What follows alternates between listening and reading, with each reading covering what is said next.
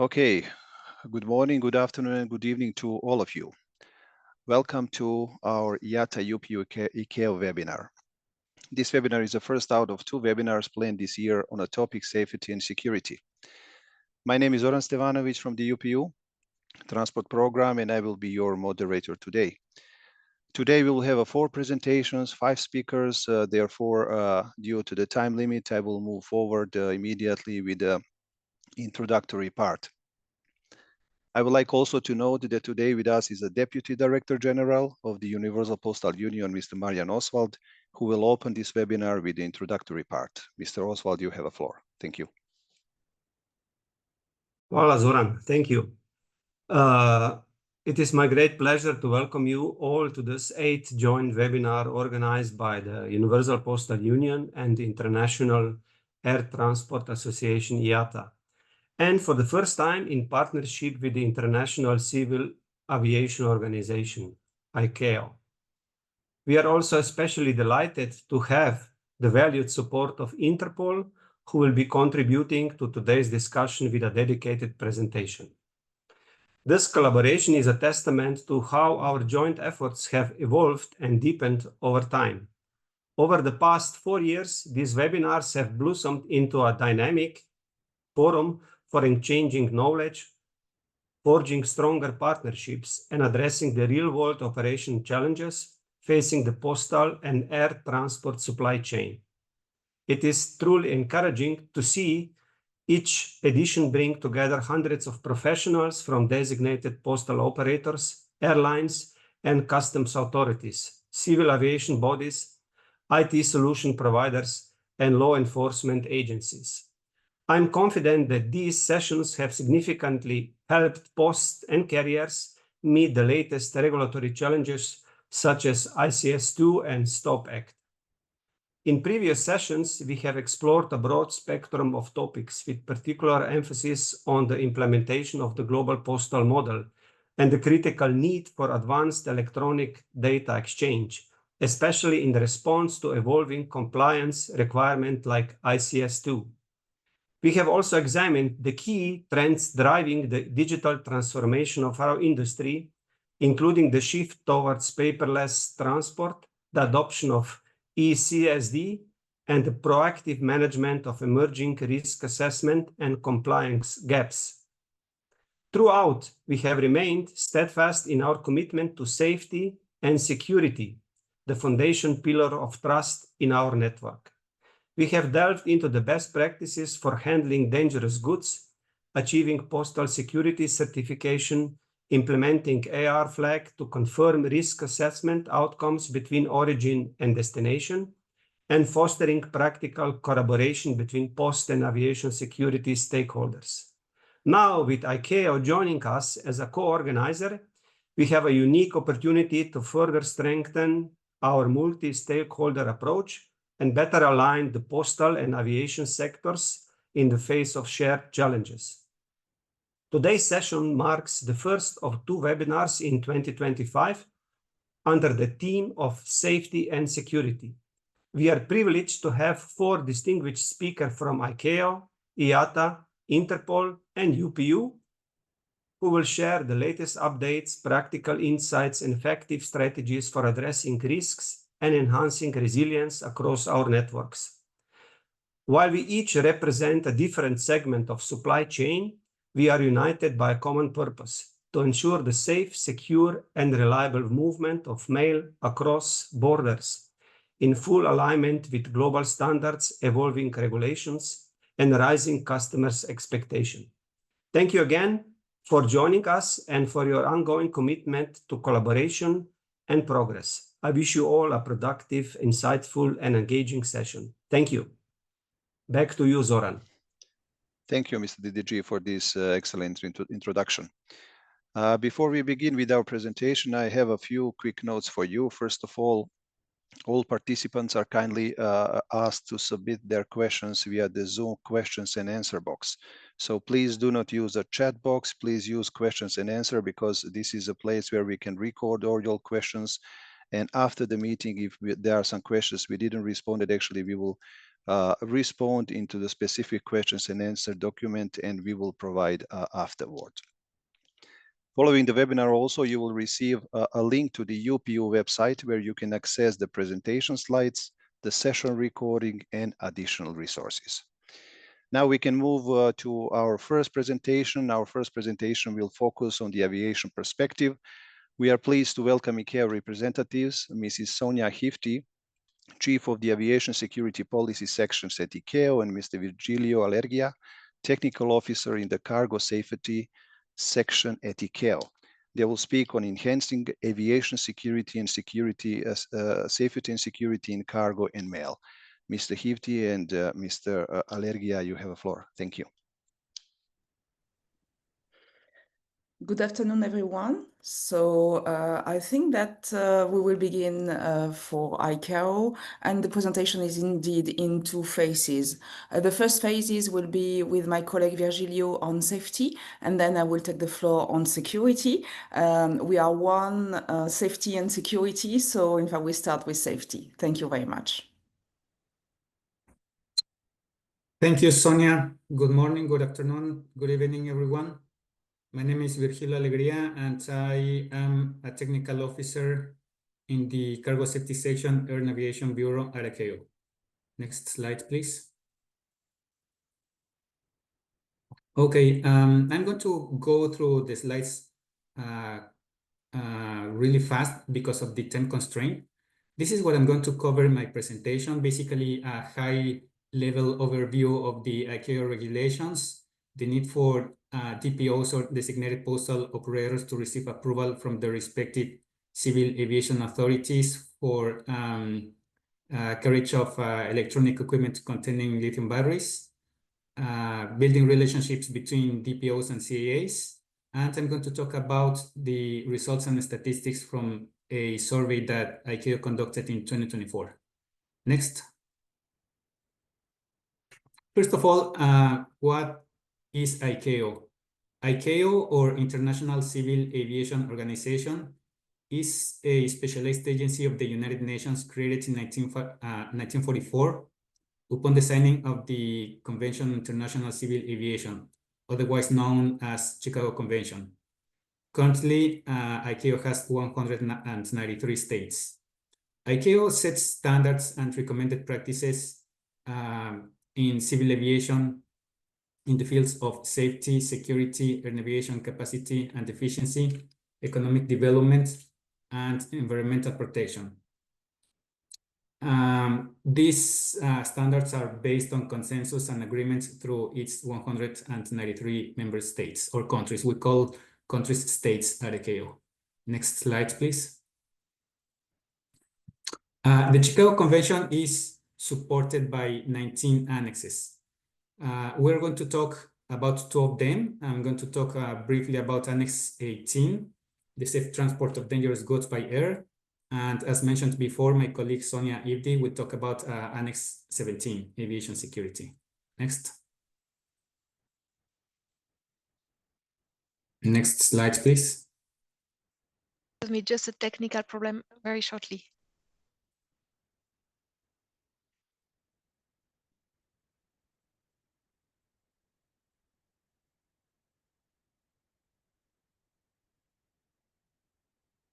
Thank you. All right, so at ICAO, we have 2 documents that talk about dangerous goods. Annex 18 is the high-level document, the safe transport of dangerous goods by air, supported by another document, document 9284, the technical instructions for the safe transport of dangerous goods by air. Annex 18 is a 40 or 42-page document. Again, it talks at a very high level the standards and recommended practices for the transport of dangerous goods by air.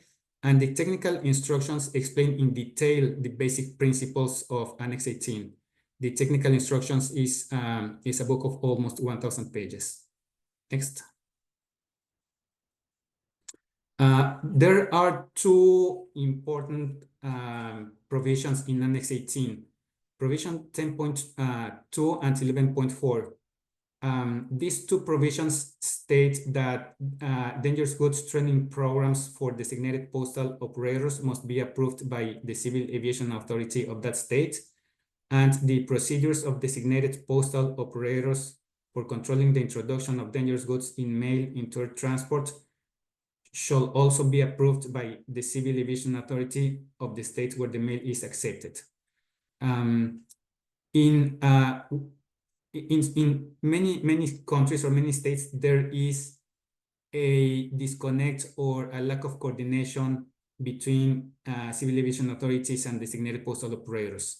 So that's why we wanted to talk, we wanted to have this chat with you, or this presentation with you, to make you aware of the need of coordination between DPOs and CAAs. Next. Currently, there is an amendment to Annex 18 that will include a new chapter on the transport of dangerous goods by post, and also that's Chapter 8, and also Chapter 5, safety of the supply chain. The proposed amendments of Annex 18 will clarify the state's responsibilities. We are hoping to be able to send to ICAO's Air Navigation Commission the proposed amendments in Q1 of 2026. And if everything goes smoothly, we expect to have these new SERPs applicable in November of 2028. Next. Now, talking about the technical instructions for the safe transport of dangerous goods by air, or most commonly known simply as the technical instructions, there's a full chapter in the technical instructions related to the transport of dangerous goods by post. And this is the link between ICAO and the Universal Postal Union. I'm not going to read everything. I'm just going to say that there are two important paragraphs here.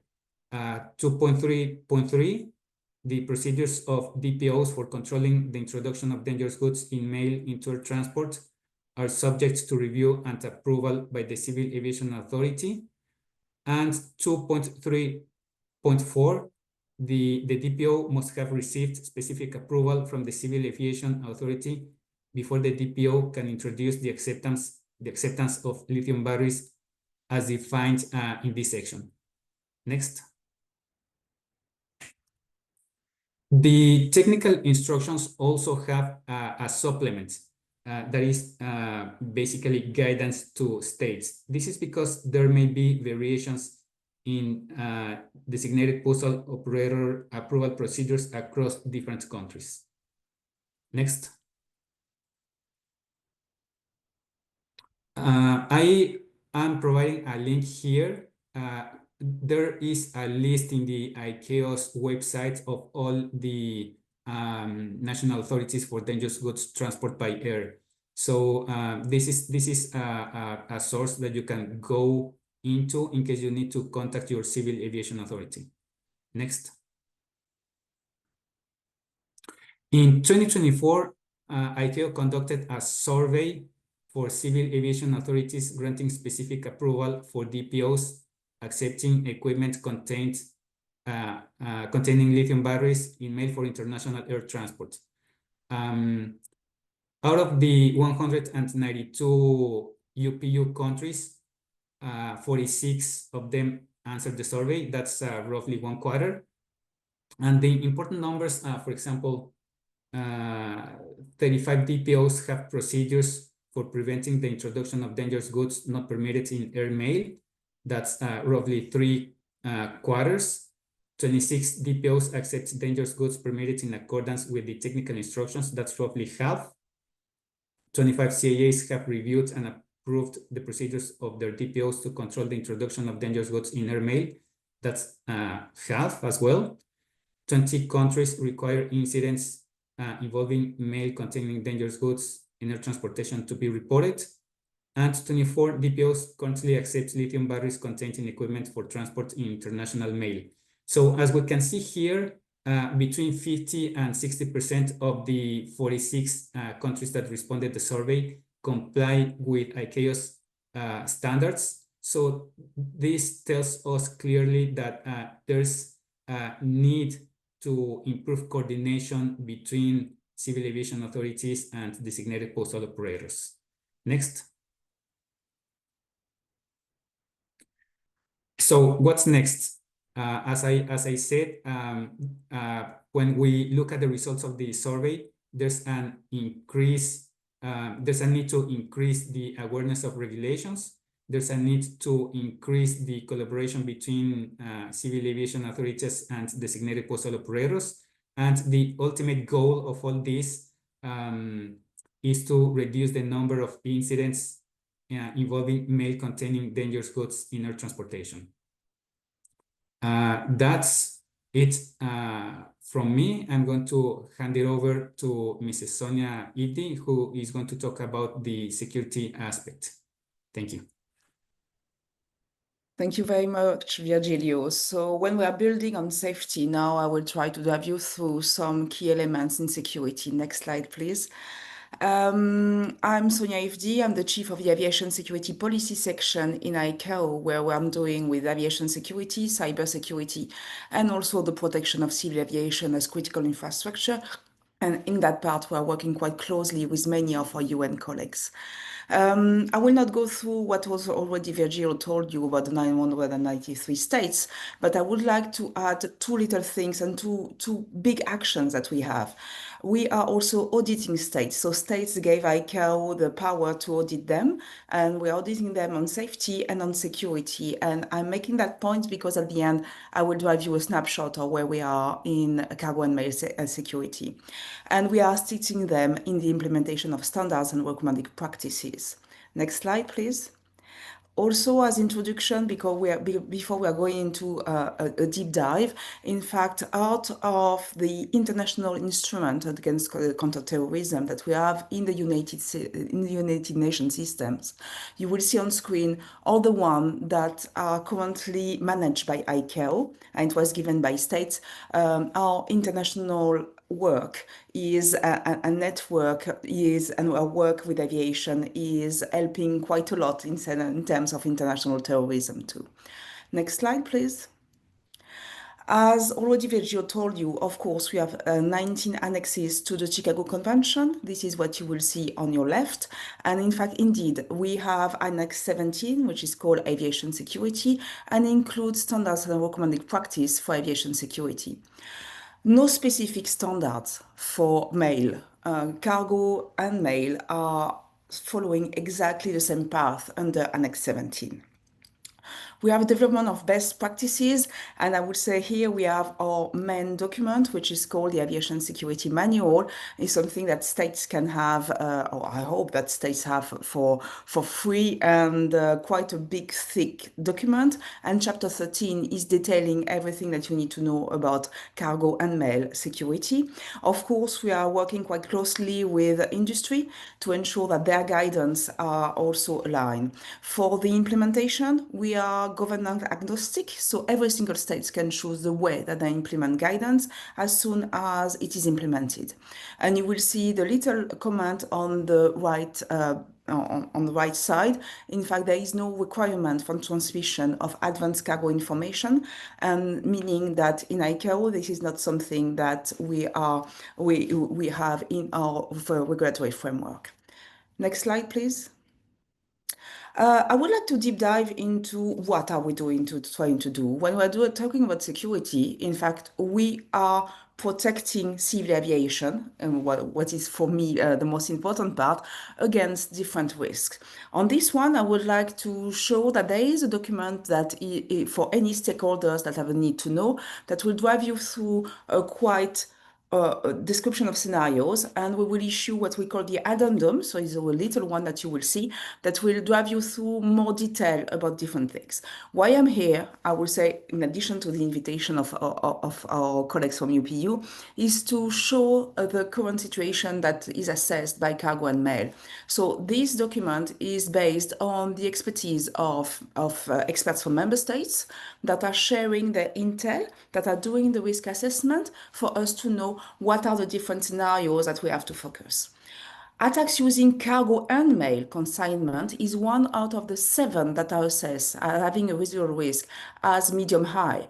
So in fact, when you are comparing, it's at the same time, it's at the same level as protecting landside of an airport or trying to protect against the use of an aircraft as a weapon, or even as a person-borne IED, so improvised explosive devices. So we are quite worried. Because of what happened in the last 12 months, the group also went into an in-depth assessment. So now I can tell you that if I'm reading some part of this document that is restricted, so I cannot show it on screen, but I can give you an insight of where we are. Currently, the likelihood of an attack is assessed as medium-high. The consequences are high because we are talking about losing an aircraft. The residual vulnerability is medium-high, and the residual risk is medium-high. There has been recent activity targeting global mail and cargo supply chain network through improvised explosive device, IED, and improvised incendiary device, IID. The level and complexity and sophistication of IID make the device that may be difficult to detect. Recent incidents not only raise concern related to testing of the system, but highlight the need for continued vigilance as threats and tactics continue to evolve. So the situation is serious, not critical, and we have some good baseline. And I think that the cooperation that we have is already a first step, but it's serious. Next slide, please.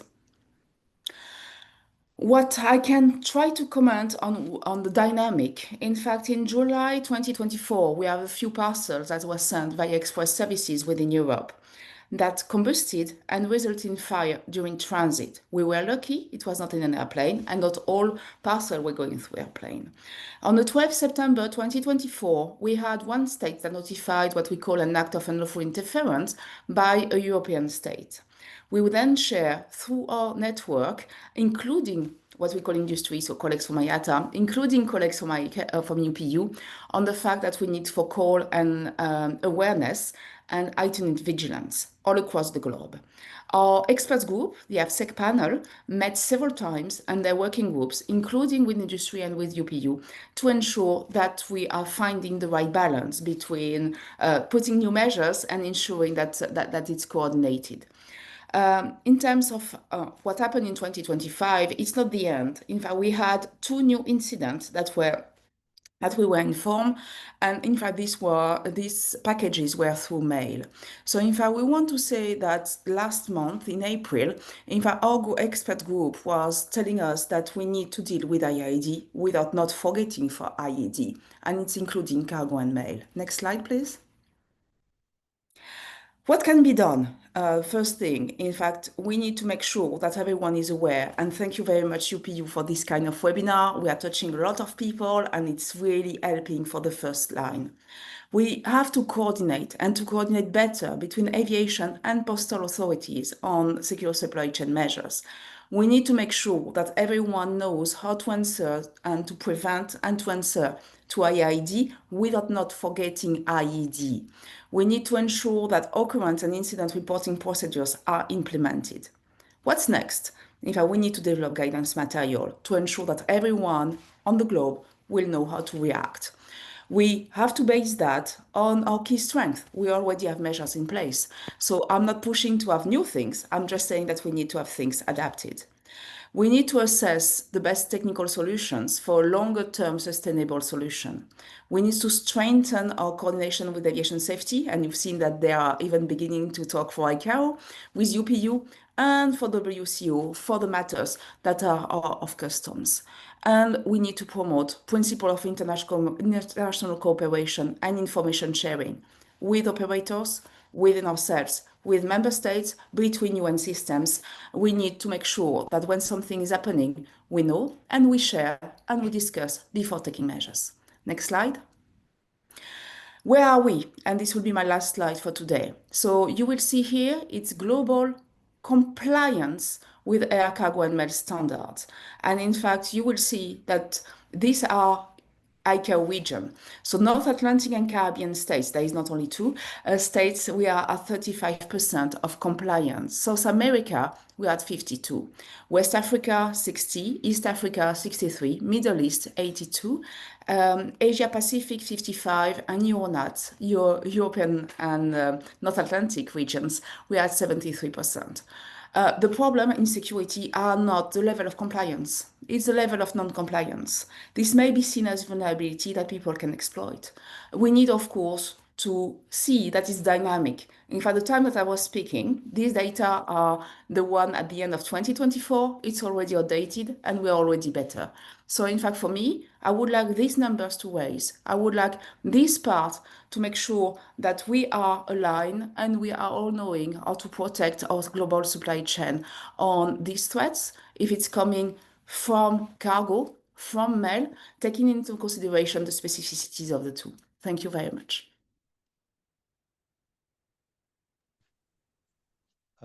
Thank you, Mr. Hifti and Ms. Alergia, for this insightful overview of the ICAO work and evolving regulatory landscape in the aviation security.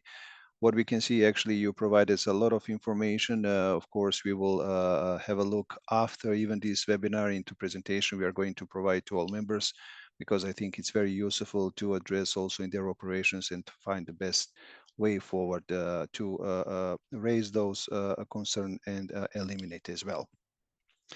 Your contributions provide a strong foundation for both for the postal and aviation sector. We also wish to highlight the excellent collaboration between ICAO and the UPU. And of course, we are looking forward to continuing this important dialogue in our second webinar, which with the further details which will be shared. Now we can switch to the postal perspective. Mr. James Golson, Operation Safety Expert in the UPU International Bureau, will provide us a presentation on ensuring postal security and overview of the UPU regulations and training programs. Jacob, you have a floor. Thank you.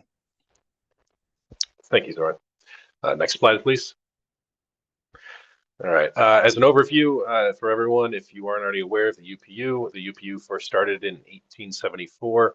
The 22 member nations established the largest physical delivery network in the world. Now, with 192 countries, this is not only still true, but it's even more relevant today. Worldwide, the global postal network employs approximately 5 million people in more than 676,000 postal outlets. In a given year, approximately 247 billion domestic and international letters and over 27 billion parcels will be delivered. A stat that is quite incredible and very relevant to this discussion is the fact that approximately 80% of the world's population can be directly reached with physical delivery of goods through the post. Next slide, please. Okay, I like to begin with this slide to help illustrate the complexities of the postal supply chain.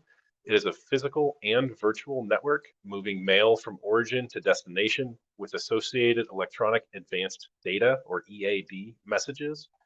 Each origin, transit, and destination operator has its own supply chain, which functions independently on the domestic level and must integrate its offerings on the international level.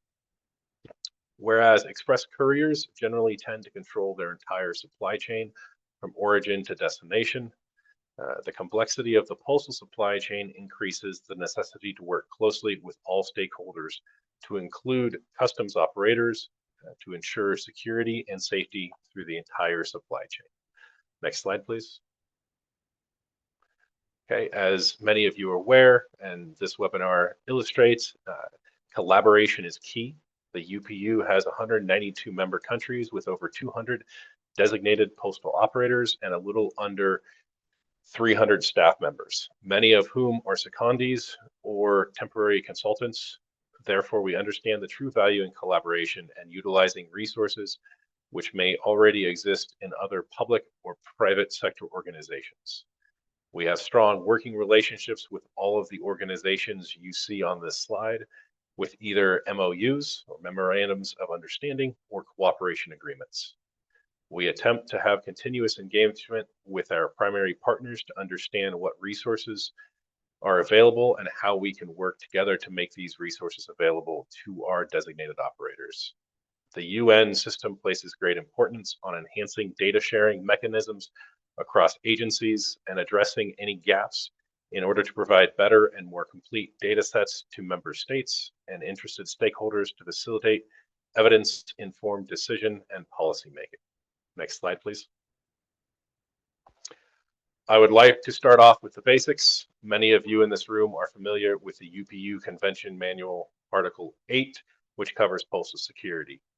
Under Article 8-001, it is delineated that member countries and their designated operators shall adhere to UPU Technical Standards S58, or Postal Security, General Security Measures, and S59, Postal Security Office of Exchange and International Airmail Security, and aim to raise quality of service as a whole, increase the employee awareness of the importance of security, create or reinforce security units, share operational, security, and investigative information on a timely basis, propose to legislators, wherever necessary, specific laws, regulations, and measures to improve the quality and security of worldwide postal services, provide guidelines, training methods, and assistance to postal officials to enable them to deal with emergency situations that could endanger life or property or could hamper the mail transport chain in order to maintain the continuity of operations.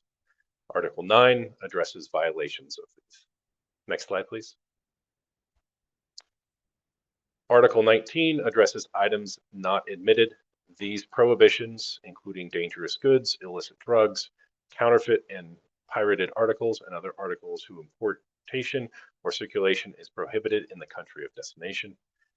There are various detailed regulations associated with the above provisions, and if you would like to take a deep dive into this information, I would recommend reading the related articles and standards. Next slide, please. During the 2016 UPU Istanbul Congress Convention, Article 8 on Postal Security was entered into force. The UPU Security Standards S58 and S59 are complementary to Article 8 and designed to facilitate the adherence to the mandatory minimum security standards for all designated operators. The UPU point of contact, UPU POC granted status 2 to S58 and S59 in February 2016, and in an effort to facilitate compliance with the approved postal security standards, the Postal Security Group, in collaboration with the United States Postal Inspection Service and the CERT program at Carnegie Mellon University Software Engineering Institute, developed a physical security risk assessment tool to measure the security of critical facilities of designated operators. The certification process has been continuously honed since that time and last updated in 2023. The SAFE framework of standards lays down the principles and standards to be adopted as a minimal threshold by World Customs Organization members. The safety and security guidelines applicable to postal operations and contained in the UPU standards S58 and S59 are consistent with the SAFE framework of standards. S58 focuses on physical security for a critical facility, whereas S59 focuses on mail screening, proper handling, and proper communication and relationships between national authorities, such as customs officials. Next slide, please. We work to build capacity across the globe to ensure the security of the supply chain. This includes on-site trainings and security certifications in countries which meet specific UPU standards. All current certified facilities are available on the UPU website under the security group. Next slide, please. The UPU has been able to increase the identification, training, and engagement of postal security focal points drawn from the designated operators. As the Postal Security Manager is the only regular position focused on safety and security of the postal supply chain, this creates time and resource constraints.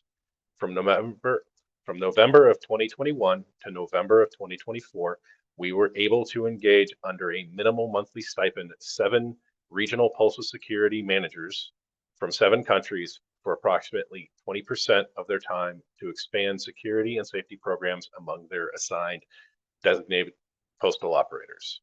These individuals expanded the reach of the UPU and our partners exponentially in the short period of time in which they were engaged.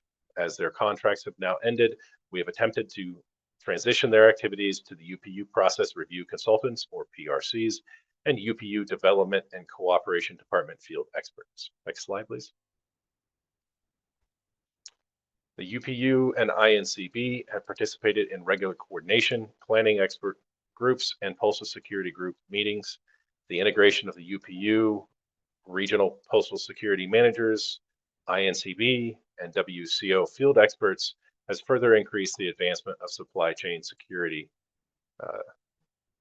There are a number of contacts, if you would like, for the various regions, including Africa, the Arab region, Asia Pacific region, and the Caribbean region, as well as the Europe region, and Latin American region. Next slide, please. The UPU supports the development of regional security groups, networks that enable real-time collaboration among postal security leads. These groups empower designated operators to share intelligence, conduct peer learning, and engage in twinning, where experienced operators mentor others to build capabilities through shared operations or on-site exchanges. Currently, Latin America, the Caribbean, and Africa have security action groups to conduct these activities. This collaborative approach ensures that capacity building isn't just a one-off event, but part of a sustained security culture that strengthens the global postal supply chain. Next slide, please.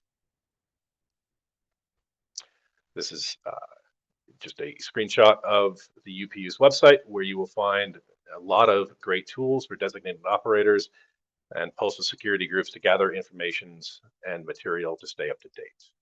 Next slide, please. In addition to on-site training, we have worked with stakeholders to develop guidelines, virtual training courses, online resource libraries, and toolkits to increase mail safety with regard to prohibited items, which include illicit goods and non-medical synthetic opioids and fentanyls. Next slide, please. Currently, the UPU requests that designated operators who have achieved ECLB certification or equipment containing lithium battery certification from their civil aviation authorities to provide notification to the UPU so we can provide a cohesive tracking for all designated operators that are ECLB certified. The tracking is available, as with most things, through the UPU's website. The link is provided on this slide. We also have a robust dangerous goods campaign, training materials, and guidance documents. This includes guidelines to control the introduction of dangerous goods into postal networks, do not load guidelines, mail safety guidelines, and contingency planning, especially explosive devices in the post. The UPU also requests that designated operators, airlines, and other partners provide information on dangerous goods located in the mail stream, either the origin, the destination, or transit, for tracking and analysis purposes. The information can be provided through the UPU created spreadsheets or through the stakeholders' own spreadsheets or preferred information recording methodology via the security mailbox. It is imperative the information is provided to the UPU, as we maintain a database of all reported dangerous goods and enter them into our dangerous goods search tool for our designated operators and partners. Next slide, please. The UPU also recognizes mitigation efforts need to be approached from many levels. The Dangerous Goods Search Tool is an application which has been under development by the Universal Postal Union for the past 3 years to enable designated postal operators and air carriers to detect, identify, and intercept dangerous goods at any point, but as early as possible in the supply chain. The tool is designed to work with the UPU operational tools such as the International Postal System, or IPS, and Customs Declaration System, CDS, as well as bespoke designated operator systems with the goal to facilitate prediction, analytics reporting, and queries. The DGST User acceptance phase began in January of 2025 with 40 designated operators participating. The UPU has access to the majority of data. However, we require permission from all designated operators to use the data to assist them with the DGST. We are hoping to double the participants by Q3 of this year and move toward integration with external partners to further enhance the machine learning and identify more illicit goods in the postal supply chain before transport. The dangerous goods search tool will be deployed in November of 2025 with the next update of the International Postal System, IPS. This will allow those that use IPS to search and enter information more efficiently. Remember that the better information we have in the database, the more advantageous the database is to safeguard your designated operator. Next slide, please. Thank you everyone for your time. If you would like to learn more, please see the social media links on the current slide or visit the UPU homepage. Thank you, Jason, really for this excellent presentation. As we can see, the UPU is playing a vital role in building capacity and supporting compliance across the global postal network. As you noted in your presentation, designated postal operators of the UPU member countries, backed by strong support from the UPU, are actively implementing the latest regulations to ensure alignment with the international aviation security and safety requirements. Now we will switch to another presentation. We will hear from Mr. Nicholas Lawrence Taylor, Senior Manager for Cargo Security at IATA. His presentation titled Security in Airmail will explore IATA's approach to managing risks and supporting secure mail transport in the aviation sector. Nicholas, you have a floor. Thank you. Thanks very much, Zoran, and good afternoon, everybody, and thank you very much for attending today. So my name is Nick Lawrence Taylor. I'm the Senior Manager Cargo Security with IATA, based in Geneva. For those who don't know, IATA is the global trade association representing most of the world airlines, and we're involved in standardizing processes, ensuring safety and security, and of course, promoting efficiency within the airline industry. So during my presentation today, I'm going to cover just two key topics relevant for airmail security, and I think these topics would also serve as a bit of an update on some of the work that IATA has been doing recently with our members, but also with our international counterparts. So these two topics today are the recent incidents, the incendiary device incidents that occurred last year, and then the reform project that we're currently working on with the consignment security declaration. So I'll start with the improvised incendiary device incidents. So of course, these happened last year in July. There were 2 or 3 parcels that had ignited in the supply chain. One of them caught fire on the tarmac during loading on an aircraft or to an aircraft, and another caught fire inside a logistics facility.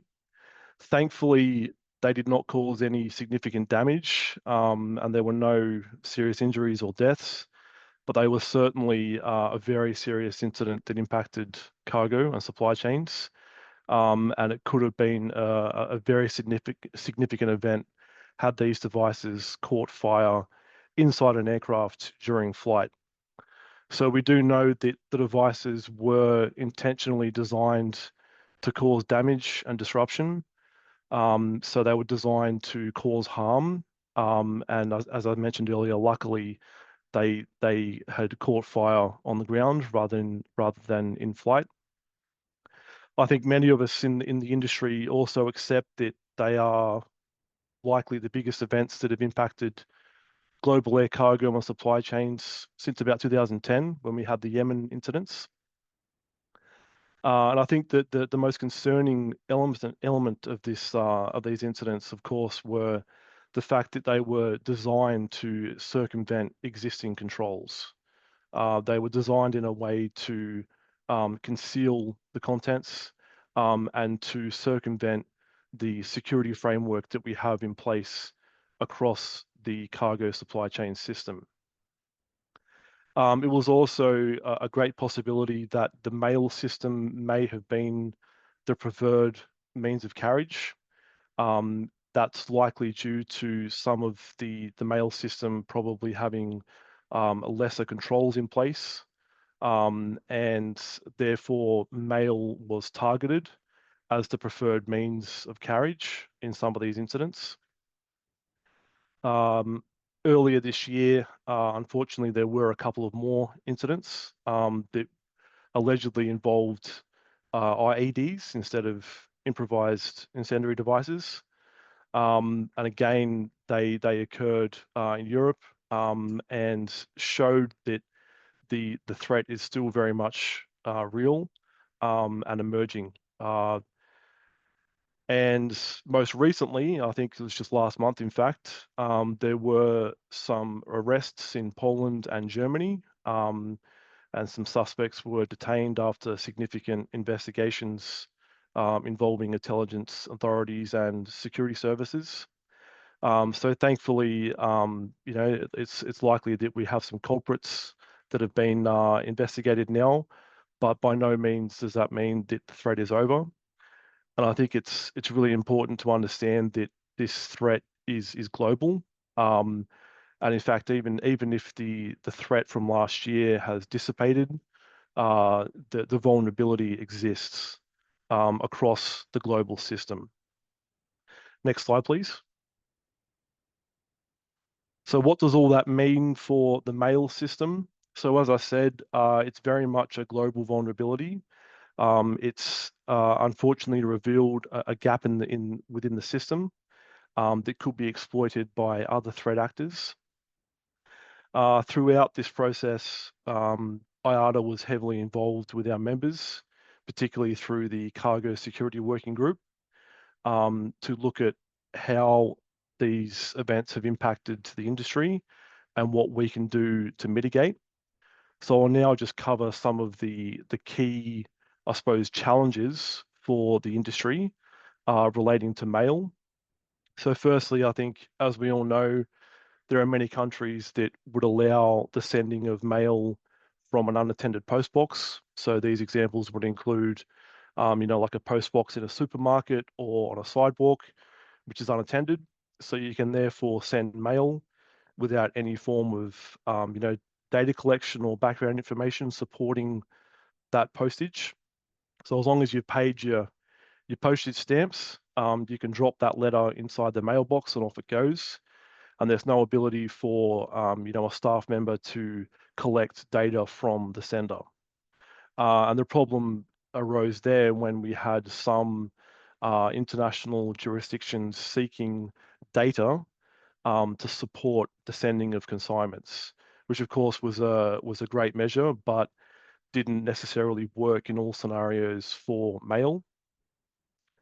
In terms of screening methods, we had discussed earlier, I think Jacob had mentioned S58 and S59, which contain the authorized screening methods for mail, one of which of course is X-ray. Again, in the aftermath of these incidents, we've seen some jurisdictions seeking to require X-ray screening, which is good, but the trouble is not all of the designated operators actually have that equipment available. So not all operators are using X-ray to screen the mail, which presented a big challenge. And then mail receptacles. So in most cases, the mail is consolidated into a bag and then placed inside the bag and sealed.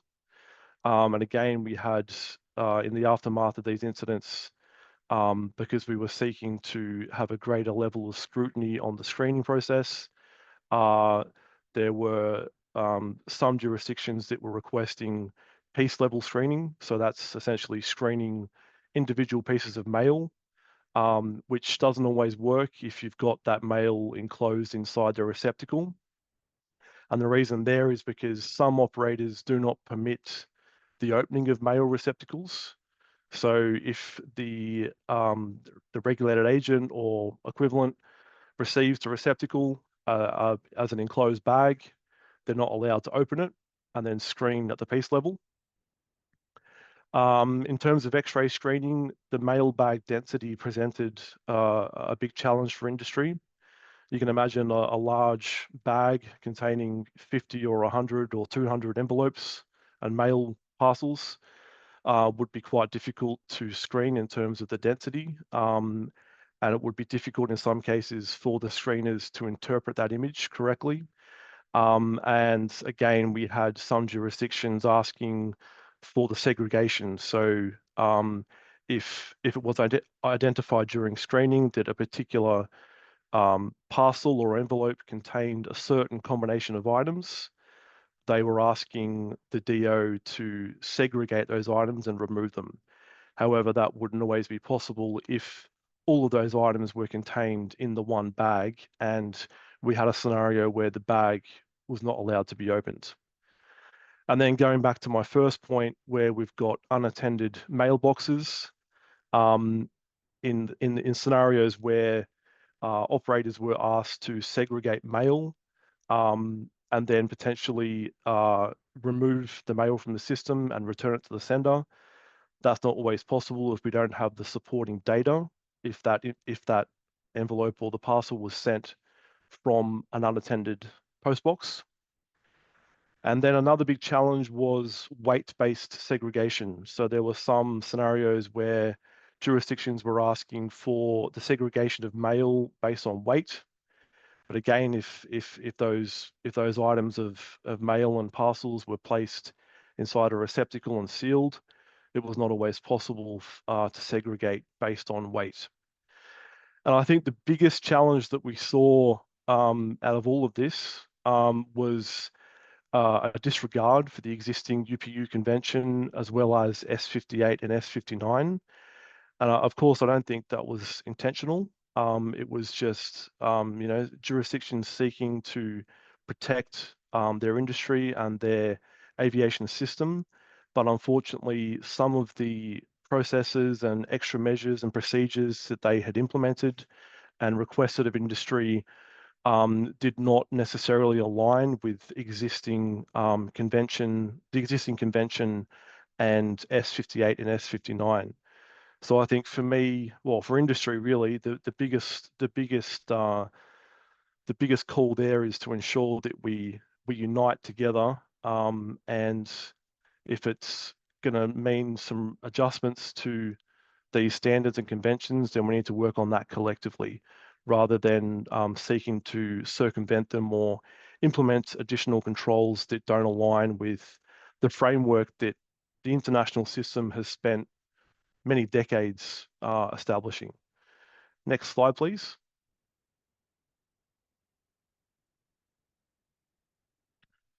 So what is the solution? I think, as I mentioned earlier, one of the most important things we must consider collectively is engagement and consultation. And that includes pre-decisional consultation and harmonization.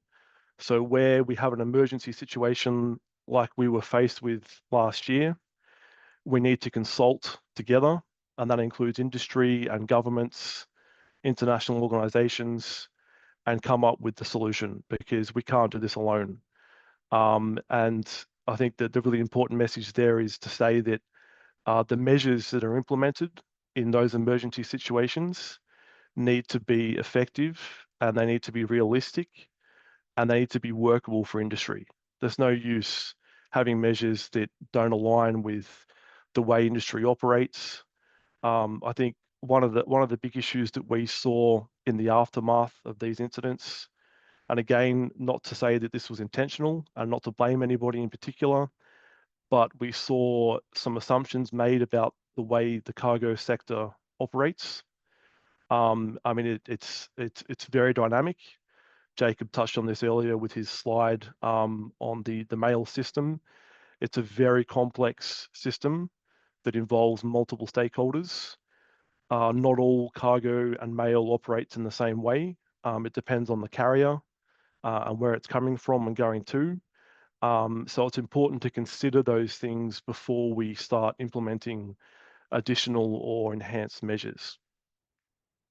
And the second point there again is adherence with existing international framework. So we've all collectively spent many, many years together working on these solutions and building the international framework that we have in place today. And we can't forget that. I mean, there might be a situation where we have to implement some temporary measures on an emergency basis, but we have to recall that framework that we've built together and ensure that that remains a priority. And if it means adjusting that framework, then that needs to be that collective discussion that involves the wide consultation across the sector, both government and industry.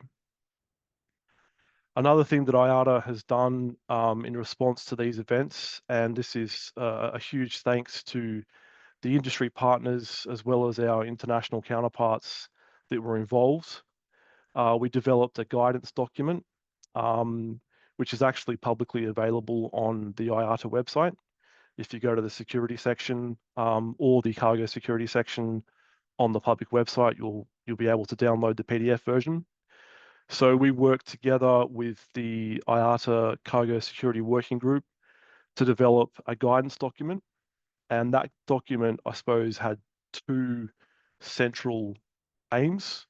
The first was to develop an enhanced understanding of what incendiaries actually are and why they pose a threat to aviation. But secondly, to consider the events that occurred last year and then look at some potential voluntary security measures that you could implement as an operator. And by operator, I mean you could be an airline, you could be a freight forwarder, you could be a regulated agent. So it's a wide audience there. But it includes a selection of voluntary measures that you could implement to mitigate the threat of IIDs. And again, they're voluntary. And operators would need to consider those measures in conjunction with their own operations and risk assessment activity. And I think the key part of this document too is to say that the entire document relates or relates to cargo and mail. So we make no distinction between the two. Of course, some of the measures in that document would only be realistic or applicable for cargo, but many of them could be applied to both cargo or mail. And you'll see on the right-hand side below the document there, letter, post, and parcels. This is an example of one of the measures that we included that was specific to the mail system. But again, the entire document, we were very clear and specific to say that it covers mail as well. And you'll see that where we reference cargo, we also reference mail. So we say cargo and mail together.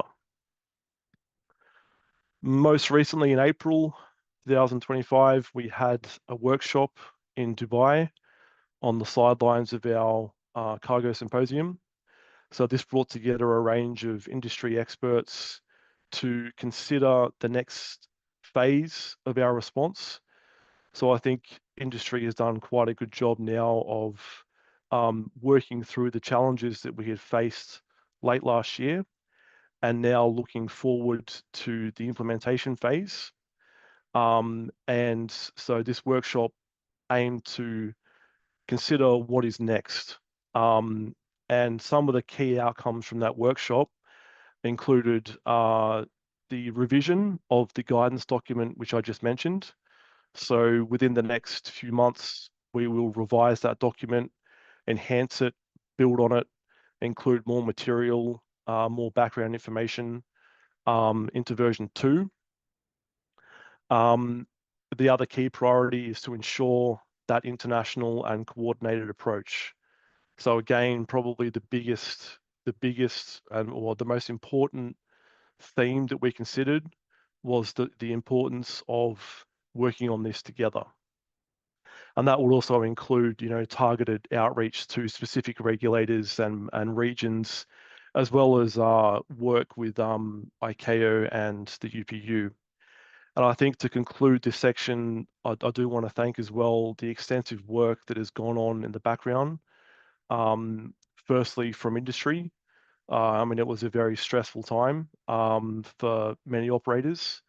So a lot of hours were spent, a lot of time was spent lots of concern, lots of worry. So firstly, the industry, but secondly, all the work that happened in the background at the international level involving ICAO, the UPU, IATA, our trade association counterparts. There was a lot of meetings, a lot of engagement that happened to work through these events. And of course, we still have a ways to go.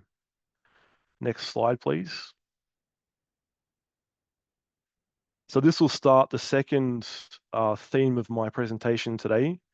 We held a workshop in Madrid just a couple of weeks ago on the reform initiative that IATA has started quite recently. So to give you a little bit of background, the Consignment Security Declaration and the E-Consignment Security Declaration. So the first one obviously is the manual mechanism, like a paper-based option. And the eCSD is the electronic version. So the CSD is a process that IATA first started working on in around 2010, involving some industry volunteers. And it's a way to firstly issue a security status on a consignment, and that includes mail, and then transfer that status throughout the secure supply chain. A few years later, ICAO adopted some guidance into document 8973 regarding the CSD and that process. And all of that continues today. In 2015, IATA passed a resolution. So these resolutions are for all IATA member airlines to comply with. And that resolution essentially requires the use of a CSD or the eCSD. Now, I think it's fair to say that that process has served the industry quite well in the last 10, 15 years. But looking forward, there is definitely an opportunity to reform that process and modernize it. I think we need to acknowledge that there are some ongoing implementation and adoption challenges regarding the CSD, and that's exactly what our reform initiative plans to address. So, as I said earlier, a few weeks ago, we held a workshop in Madrid involving experts from airlines, freight forwarders, ground handlers to discuss the next phase. I can say it's a very complex discussion. It's not as simple as simply a security status and transferring that security status, because it's such a multi-stakeholder process. It involves basically the entire supply chain. And on top of that, it's going to involve the likes of ICAO and the UPU to help support whatever that initiative looks like. And I should also mention that the fundamental basis behind the CSD really is the Annex 17 standard 4.6.8, which says that each contracting state shall ensure that cargo and mail that has been confirmed and accounted for shall then be issued with a security status, which shall accompany, either in an electronic format or in writing, the cargo and mail throughout the secure supply chain. So there are those two core elements. Firstly, issue a security status, and secondly, the ability to transfer that security status throughout the supply chain.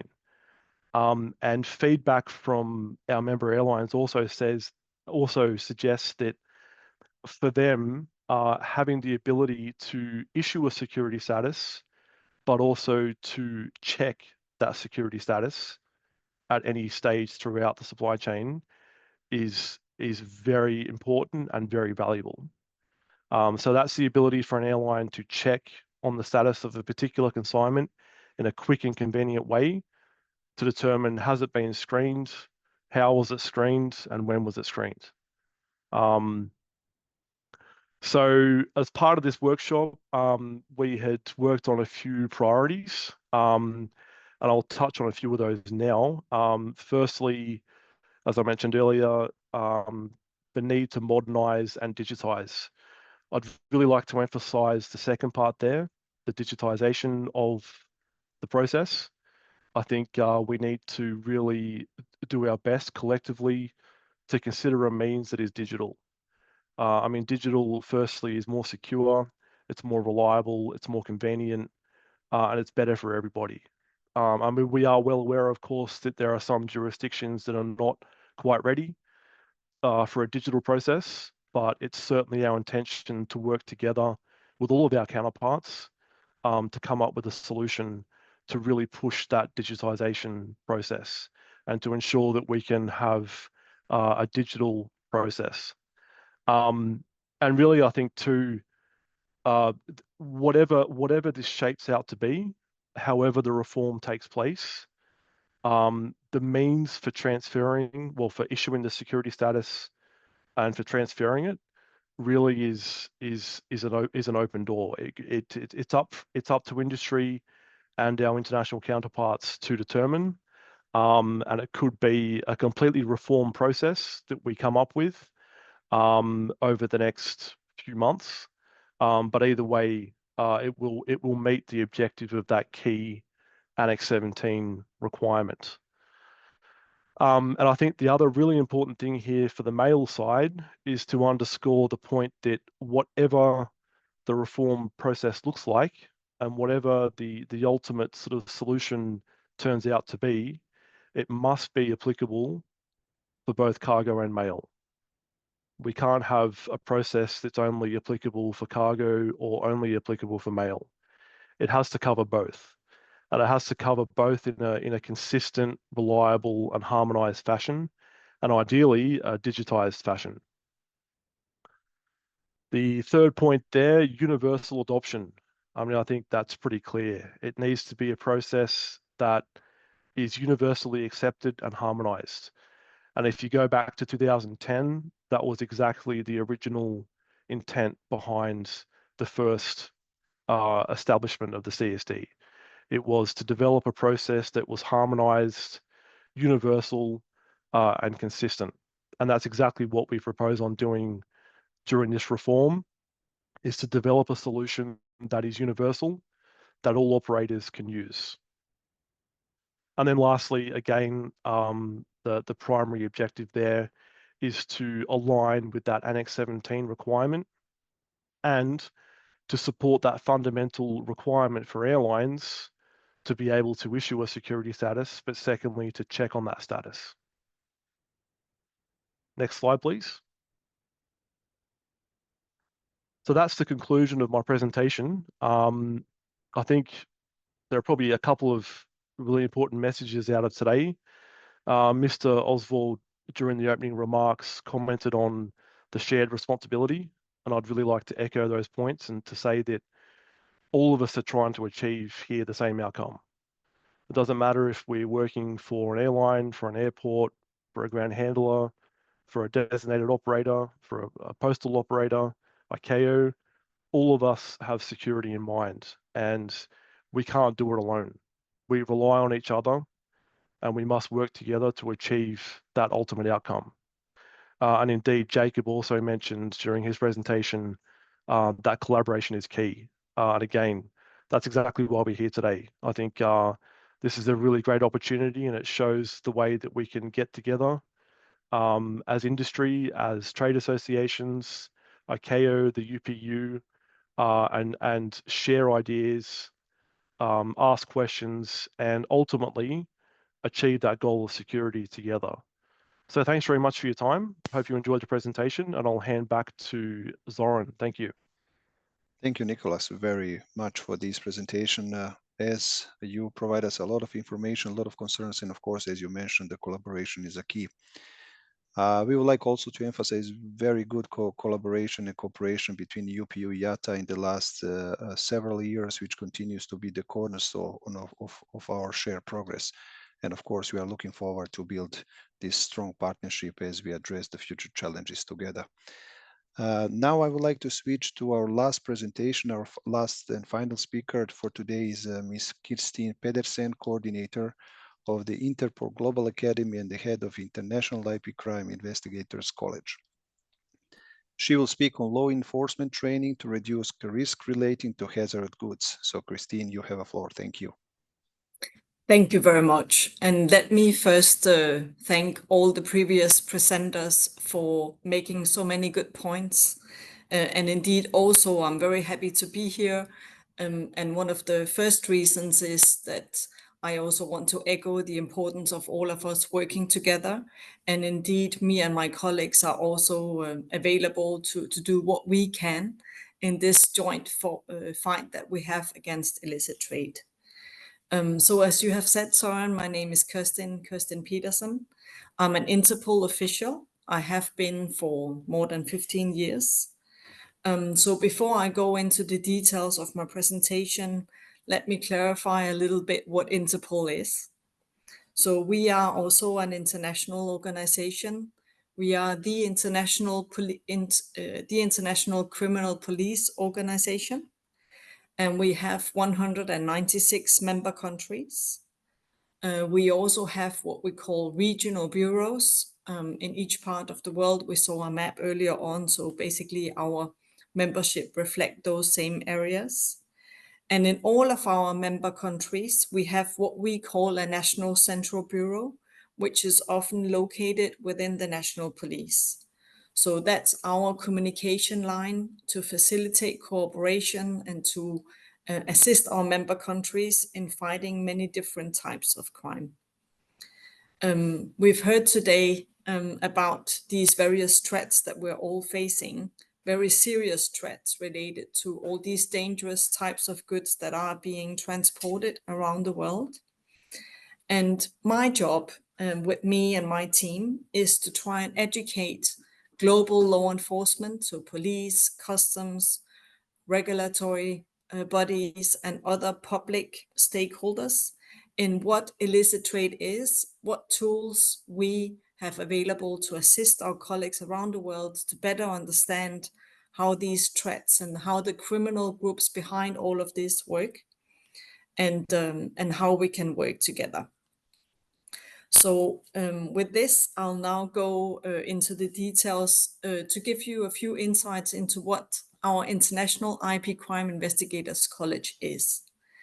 So as you can see here, we have a mission, which is to educate global law enforcement and other public stakeholder groups to efficiently be able to combat what we call transnational organized IP crime or intellectual property crime. And this refers to the different types of illicit trade and transport of dangerous goods that we've been talking about today. Next slide, please. So as part of this college, we have different types of training and capacity building that we offer. We offer and deliver training both in person, but also online. And what I'm going to focus on here today is a series of e-learning or online courses that we have available, and that we have also collaborated, especially with you at the UPU, to offer as a joint training to law enforcement and postal security operators. And let me take this chance as well to thank you for the collaboration we've had so far, and to thank you and the other organizers for inviting me here today.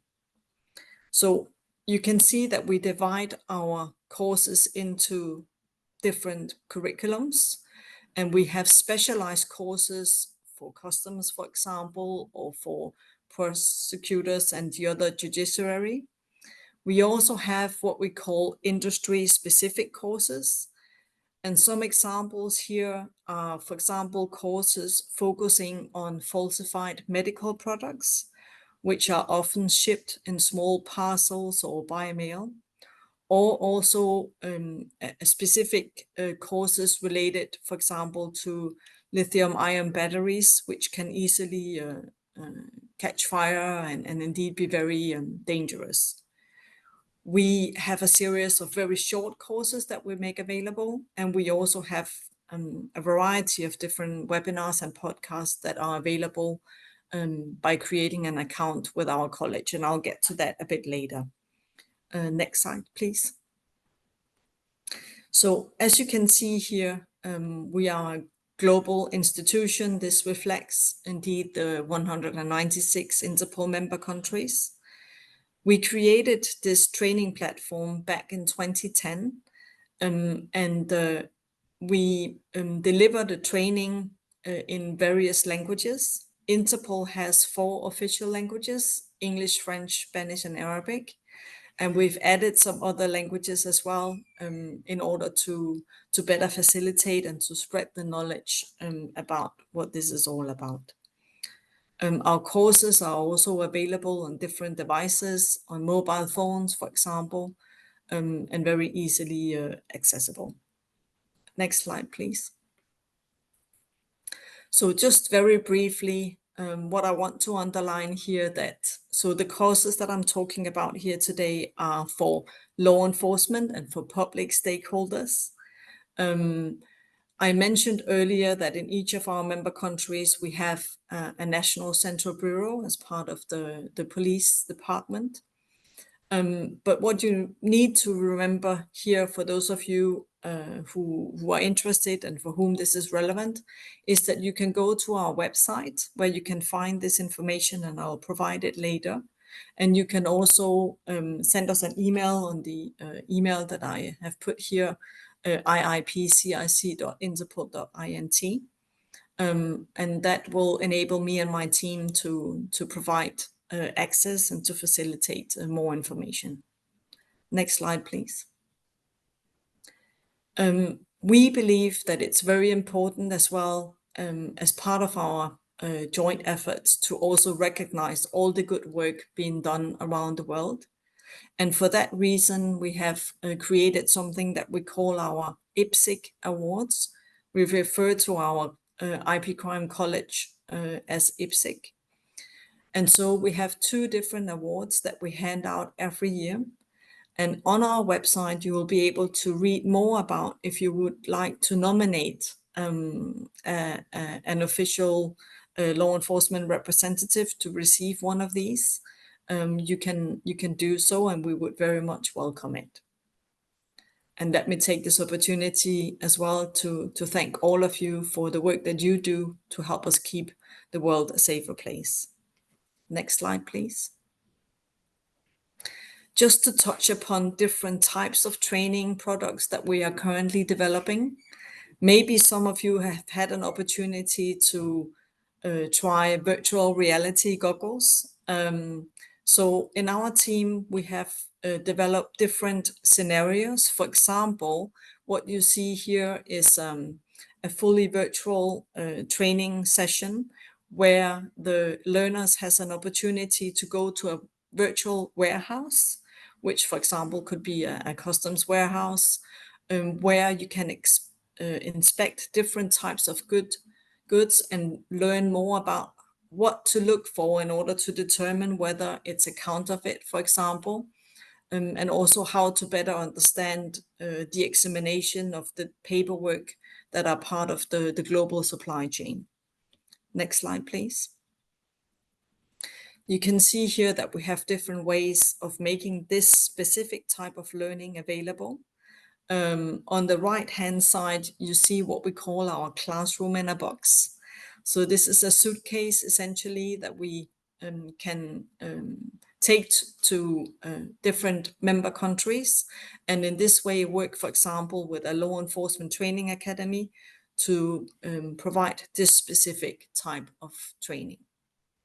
So this is one of the ways that we work with our law enforcement counterparts in order to provide training on illicit trade, safety, and security.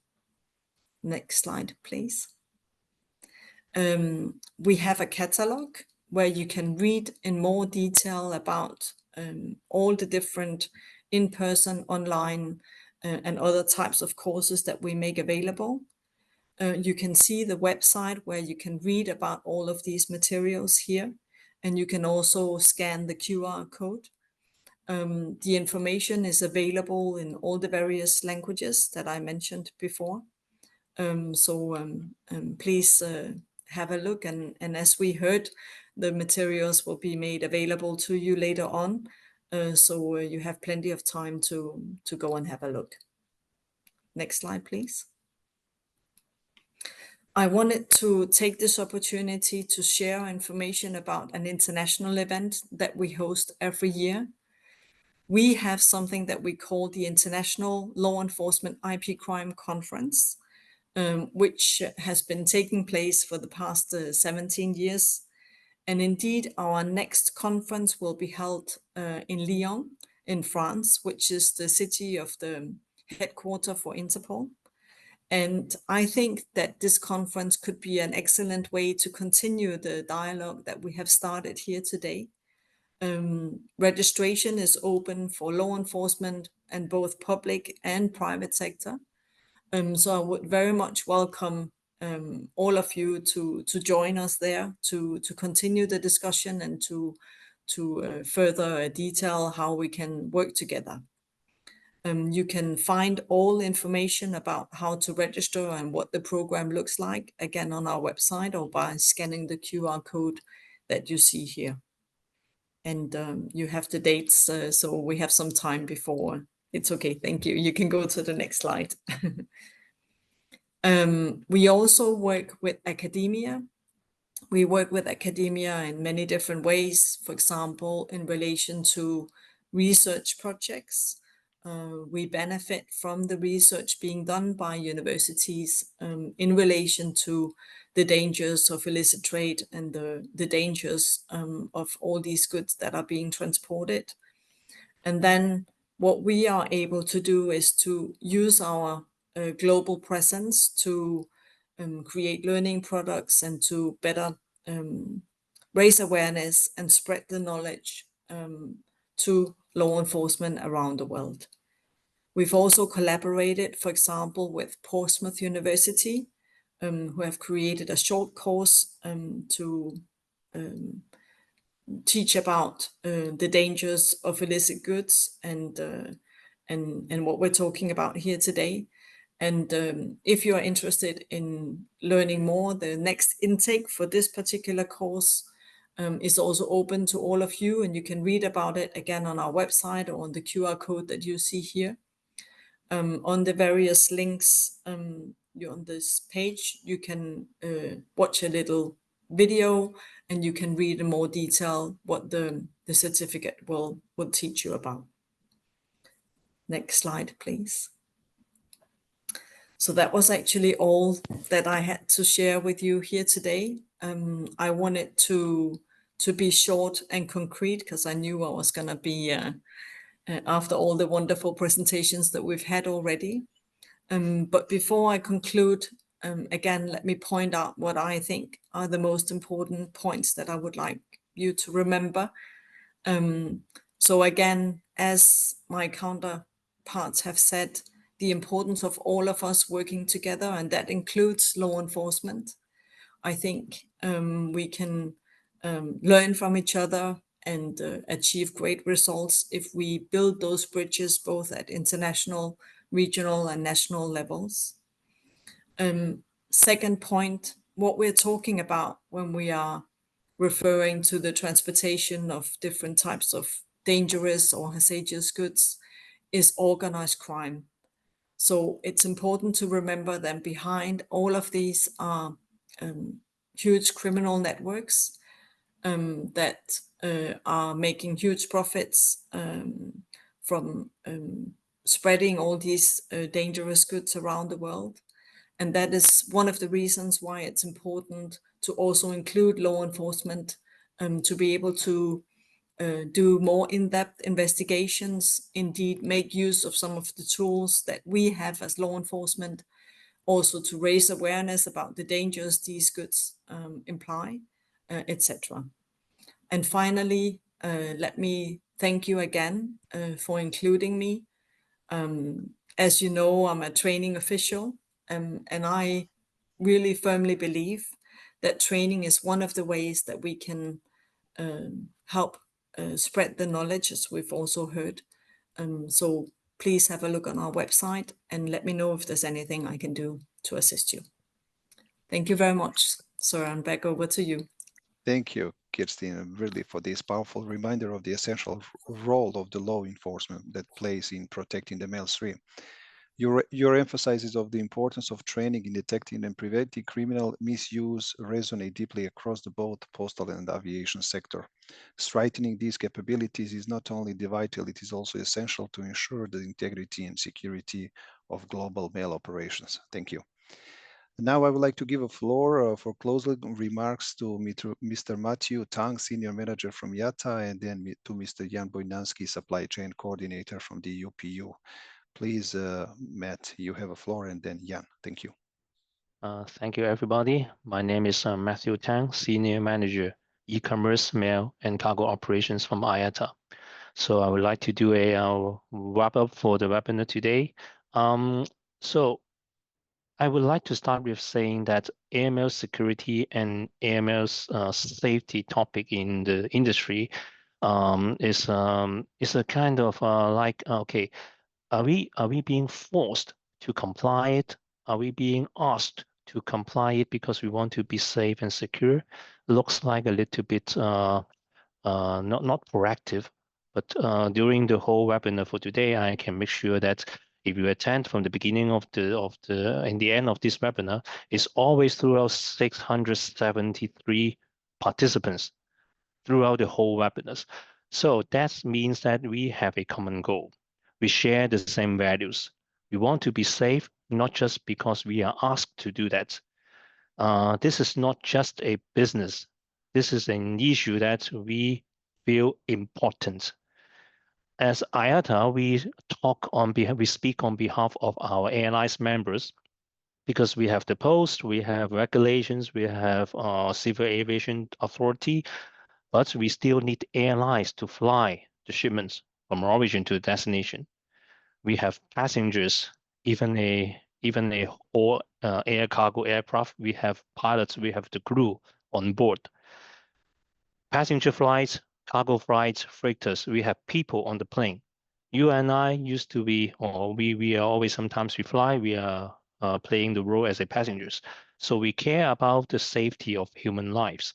And we are not just want to comply the regulation because we want to do the business, because we do know that it is really important to maintain this safety and security topic. The collaboration is a key. I think this is one of the key takeaway statements from this webinar. So usually we will have 2 webinars in a year. This one will be the first one in 2025. We have IATA-UPU and ICAO. And then later on at the end of this year, we will have the second one. I do not have a teaser trailer for the second one, but I think this one is the one start with understanding the existing regulation, understanding what are the resources, guidance, materials available from IATA, UPU, and ICAO, so that you know where you can grab the information and understand the rationale behind, understand the history, story, or data. And the next step is that how to deliver and how to implement. So even I don't have a teaser trailer, but I would like to say that in the next webinar, we may focus more on the real stakeholders from the industry. How do we implement and how do we overcome the challenges and how do we plan to mitigate some potential risk and challenges in the coming webinar? So this is my wrap-up for today. Soren, if I over back to you to talk about the survey of this webinar and collect the feedback. Yep. Over to you, Soren. Thank you so much. Jan, would you like to take a floor to give some remarks as well?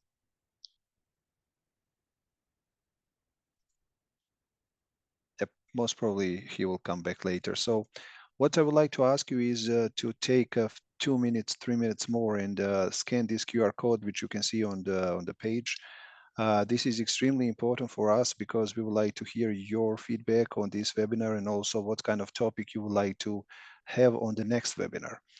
As already mentioned by IATA, by Matthew, this is also important as we will like to have a second webinar on safety. Therefore, we would like to hear your view, what kind of topic you would like to hear during this webinar, and of course, to let us know your feedback, whether the webinar is long, short, what kind of questions and answers you would like to have after each one of the webinar. Also, just to note to you that after this webinar, of course, we will share with you the questions and answer in the form of the document. Then we will share also the recording, and also we will share the presentation which you already saw in this webinar. So I will give you 30 seconds, 1 minute more to take a scan of this one, and then I will make the closing part. Okay, thank you.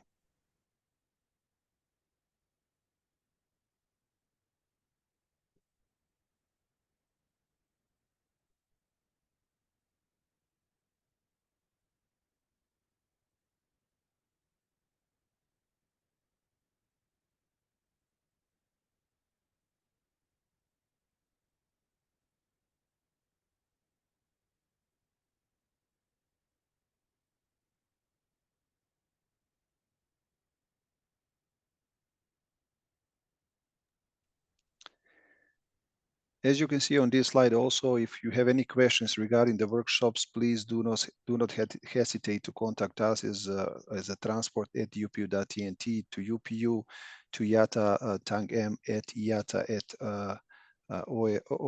and for also ICAO, you have Virgilio Allergia, also email. Please just let us know if you have any questions in addition to topics which we have discussed during this webinar. Now we have approached to the end of this webinar. We look forward to welcome you again, of course, on the next webinar, which we are planning in the end of 2025, as Matt mentioned in his closing remark. We will shift to our focus to safety in the airmail and cargo environment. And of course, we are excited to continue this important dialogue with all of you. I would like to read one statement which Henry Ford made it a long time ago, and he said, "If everyone is moving forward together, then success takes care of itself." So I wish you all pleasant day or evening, depending on where you are in the world. Thank you, and all the best, and goodbye. Thank you. Bye.